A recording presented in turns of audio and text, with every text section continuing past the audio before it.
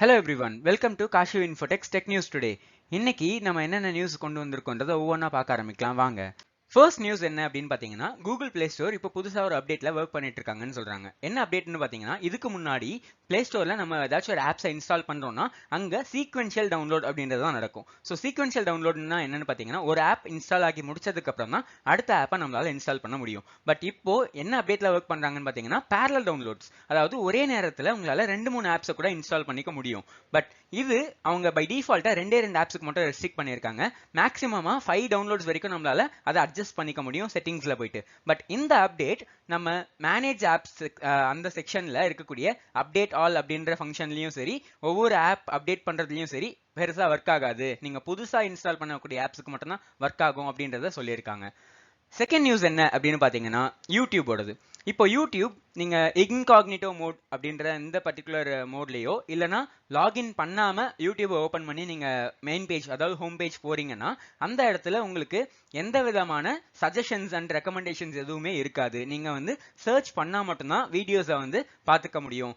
நம்ம normal home பேஜ்ல வந்து நமக்கு ரெக்கமெண்டேஷன்ஸ் நம்மளோட வியூ ஹிஸ்டரிக்கு ஏற்ற மாதிரி ரெக்கமெண்டேஷன் சஜஷன்லாம் வரும் இல்லையா, அதெல்லாம் இனிமே இன்காக்னிட்டோ மோட்லையும் சைன்இன் பண்ணாம நம்ம பார்த்தாலும் நமக்கு சஜஷன்ஸ் வராது அப்படின்றத சொல்லியிருக்காங்க.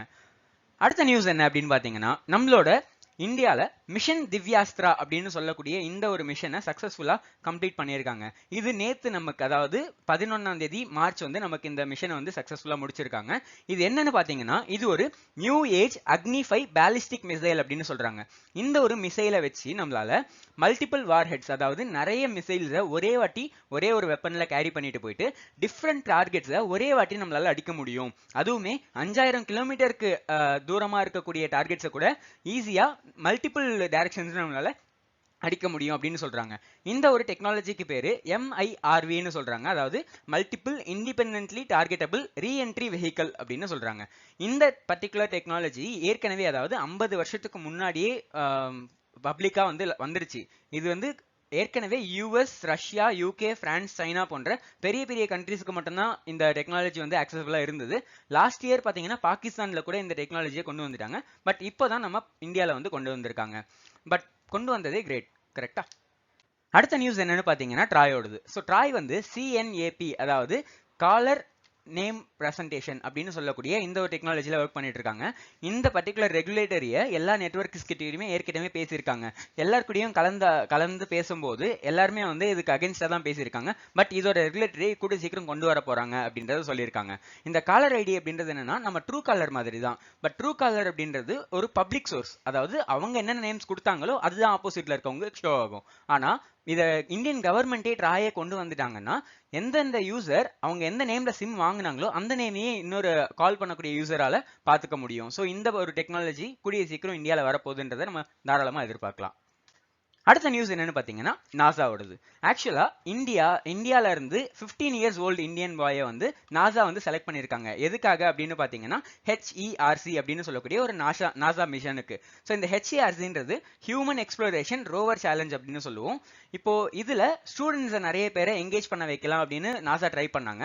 அதுல இந்தியால இருந்து நம்ம பீகார் கிட்ட இருந்து ஒரு ஸ்டூடெண்ட்டை மட்டும் இவங்க செலக்ட் பண்ணியிருக்காங்க. இந்த ஸ்டூடெண்ட் என்ன பண்ணியிருக்காங்கன்னு பார்த்தீங்கன்னா செலக்ட் ஆகிறதுக்கு வெறும் 150 ருபீஸை யூஸ் பண்ணி ஒரு எலக்ட்ரிக் பேட்டரி சார்ஜர் அதாவது எலக்ட்ரிக் வெஹிக்கல் சார்ஜர் அதுவும் வயர்லெஸ்ல ஸோ இதை கிரியேட் பண்ணது மூலியமா நாசா வந்து இவங்களை அந்த மிஷனுக்கு செலக்ட் பண்ணியிருக்காங்க. இந்த மிஷன் ஏப்ரல் 18ல இருந்து 20ஆம் தேதி வரைக்கும் நடக்க போகுது.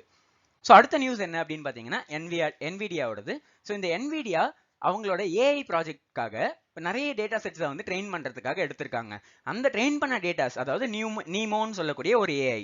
ஸோ அந்த ஏஐக்கு ட்ரெயின் பண்ண டேட்டாஸ்ல ghost walk, like a love story, last night at the lobster அப்படின்னு சொல்லக்கூடிய இந்த 3 புக்ஸ் அது வந்து காப்பிரைட்டட் புக்ஸ். இந்த புக்ஸையும் சேர்த்து அவங்க அந்த டேட்டா செட்ல ட்ரெயின் பண்ணதுனால இந்த 3 புக்ஸோட ஆத்தர்ஸ் வந்து இந்த NVIDIA அப்படின்ற கம்பெனி மேல சூ பண்ணியிருக்காங்க, அதாவது கேஸ் போட்டிருக்காங்க.